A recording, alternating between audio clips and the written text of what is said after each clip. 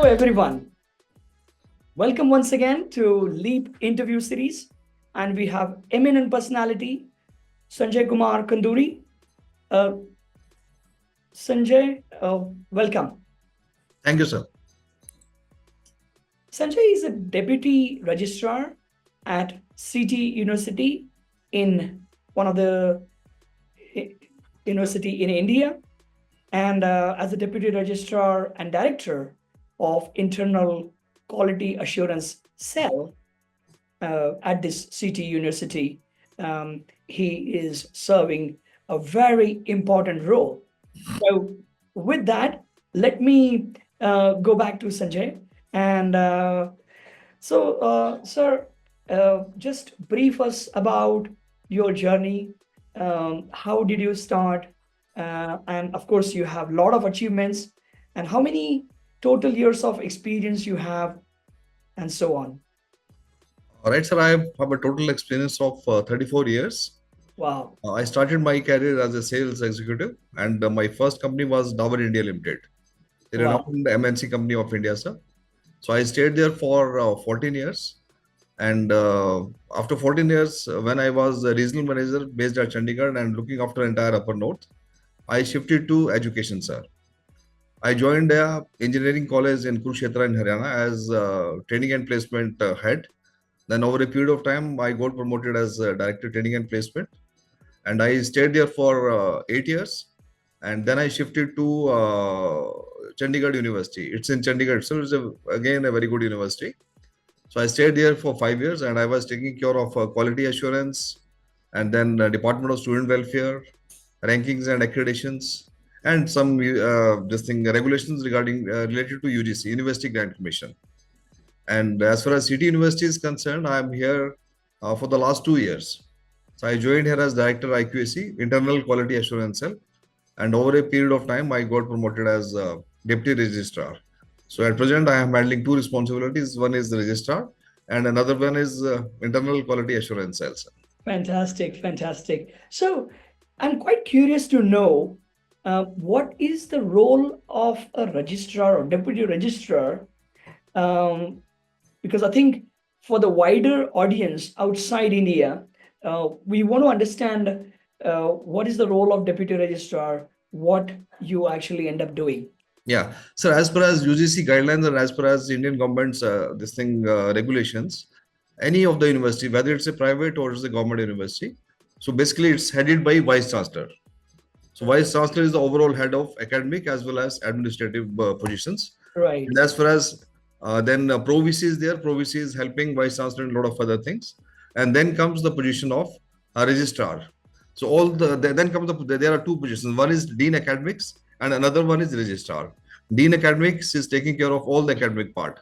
And Okay. under Dean Academics, there are various verticals like HOD of different, like the Department of Engineering, Department of Management, Department of Law, and all the in the other these departments is being headed by head of the departments. So this is academic part. And as far as the non-teaching part is concerned, like HR, administration, then security, transport, examination cell, admission cell, it's being headed by registrar. So as far as non-teaching is concerned, it is being headed by registrar, and as far as teaching is concerned, it is being headed by dean academics. So there are two parts, and again there are some again a lot of verticals are there, sir. Wow, fantastic. So, in nutshell, if we say that you're from the non-academics side of the institution, Okay. which actually makes the institution run, Yes, sir. those who are in teaching, who are taking care of students and subjects, uh, you basically ensure that all that system is working, isn't it? So it's some kind of a governance role as well, isn't it? So yes, we were discussing about the role of registrar, which is more on the non-academics side, and which means that this is a role which ensures that the educational organization functions in a structured way, follows all the norms and the guidelines, and so it's a role with a lot of responsibility, I think. Yes, sir. Yes, sir. Because we have to follow all the guidelines as far as UGC university grant is concerned, and there are more than 59, sorry, 49 guidelines which we have to follow Wow. regarding how to go for the selection appointment of teachers, and about their performance based this thing appraisal plans. And then we have to follow related to all the anti-ragging this thing guidelines. Wow. Then a lot of other things are there which we have to follow day in and day out. We have to follow all the guidelines, sir. And Great. if we miss one of the guidelines, then we can be blacklisted by the UGC, sir. Wow. What an amazing responsibility it is. And I think, those students who are listening to this interview, um, friends, you have probably seen lots of teaching side personalities talking about education, the role of education, and so on. But this man here, Mr. Sanjay, he's the one who actually makes sure the backbone and the foundation is strong for that institution to function. So, registrar is a very tricky role where uh, he has to ensure that everybody else is following, the norms. So it's not just Mr. Sanjay, you doing the right things. You have to ensure that everybody in the organization is doing the right things. Yes, sir. Yes, sir. There are a lot of things, sir, like we have to keep the environment, campus environment fully green. It should be neat and clean, and there should be this thing. And we are following this the sustainable development goals also, sir. There are 15 goals, and we are following almost all the 15 goals, sir. Wow, that's so amazing. So, how do you find that your other role, which is about the quality assurance role, and registrar, how are they complementing each other? Yes, sir. Actually, quality assurance is related to both academic as well as administrative. So we have to Right. when the session starts. Usually, session starts in the month of August. Yes. New students they are joining, and first of all, there is a orientation program and induction program for the students, and we ensure that each and every student gets to know about the university, about the curriculum, about the staff, about the faculty, about the campus, about the infrastructure which we are having, about the sports facilities, about the labs. So we get to it is a process of 2 to 3 days, and in these 2 to 3 days, the students get to know about each and every this thing facility which is being provided in the university. At the same time, we have to when the session starts, we have to go for administrative audit as well as academic audit, whether the faculty is ready with the program, with the curriculum, whether the faculty is ready with all the things which they have to teach to the students, is the academic calendar is ready or not, whether the leaves and holidays have been announced prior to their joining, and all other things are there as far as academic part is concerned. As far as administrative part is concerned, we have to see all the lights are running full, ACs are working properly, rooms are adequately this thing equipped with the furniture and this thing smart classrooms, this thing blackboards and other things. So we have to, it's a process of around 10 to 15 days, both for academic as well as administrative things. So we have to ensure that whenever the student, whether the past students or the new students they are coming, they should be fully ready to grasp the education. They should not feel that I have come to this place and there is no this thing place to sit, there is no place to read, there is no place to go for the this thing foods, like we are having restaurants also. We are having around 12 this thing eating joints in our campus, sir. Wow. Other than the hostel. Hostel is already there. One is a boys hostel and the girls hostel is also there. But we are having this thing food eating joints.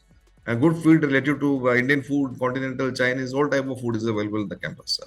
Wow. We have to ensure as far as quality is concerned.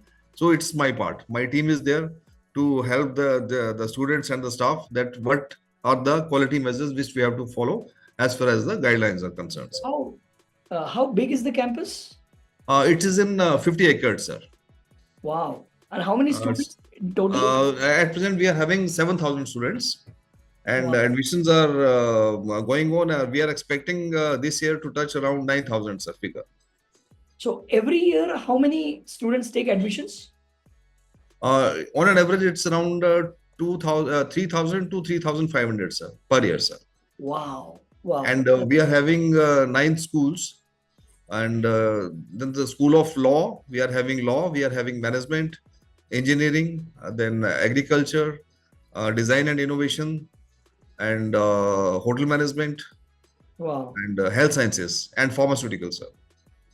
Excellent. Excellent. I think it's a massive institution, and you have a massive role to be a registrar of, managing this, all those schools, right? Yes, sir. All under the same roof. Yeah, under the same roof, sir. Wow, that's amazing. So, how do you see that now you are in education industry for about 34 years now, that you experience that you have? How do you see that education has changed, over the period 10, 15 years ago and now? Yes, sir. About 10, 15 years ago, as far as you see the revolution in the IT or digital literacy is concerned, it has taken a 360-degree round, sir. Now AI is there, machine learning is there, data analytics is there. So people are now this thing computer savvy and digital friendly. So a lot of this thing previously what used to when we were in the college and in my previous years of this academic this thing background, they used to use this thing blackboard and this thing chalk Right, and other things and duster. Now everything is computerized and everything is digital. We are having smart classrooms. Teacher comes, everything is being taught to the students through PPTs and other things, sir.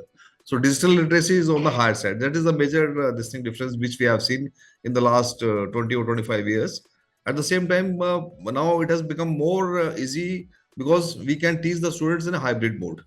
We can correct. call into the classes also, and at the same time, if we want to go for this thing online this thing teaching, so we are having that platform also, sir.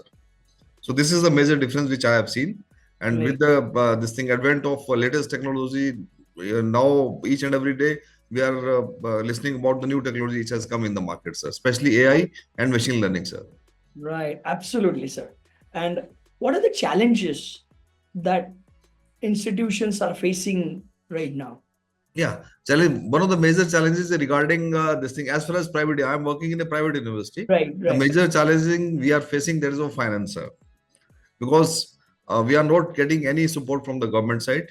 It's only due to the major source of this thing revenue is revenue generation is only fee to the students, and there is no other source. Of course, we are getting granting for research from the government agencies, but it's very less as compared to the fee structure which we are getting from the students. So this is right, the major challenge which we are facing. Actually, we are having a technology business incubator on campus. Students start getting the innovative ideas. They start working on it, but as far as funding is concerned, yeah, seed money is concerned, so we face challenge in this part only, sir. We are not getting exact entire, we are not getting the sufficient funding for the startups to run. That's the major right. challenges we are facing, sir. Okay, okay. And I guess if your institution has to do any collaborations, again, it's the registrar who has to see all the Yes, sir. Yes, sir. Actually, we are having academic boards also. We are having international academic board.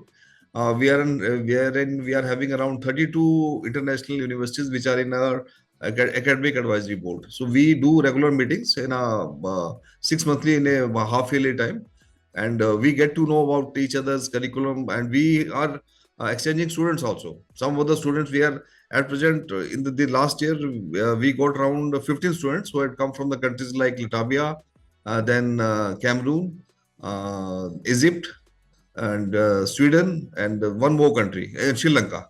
The students from these countries they came to our campus and they had a training for 45 days related to their field of this thing teaching, and at the same time our students are going to the other countries. So there's a fantastic, program named Isaac. In the Isaac, we are exchanging students.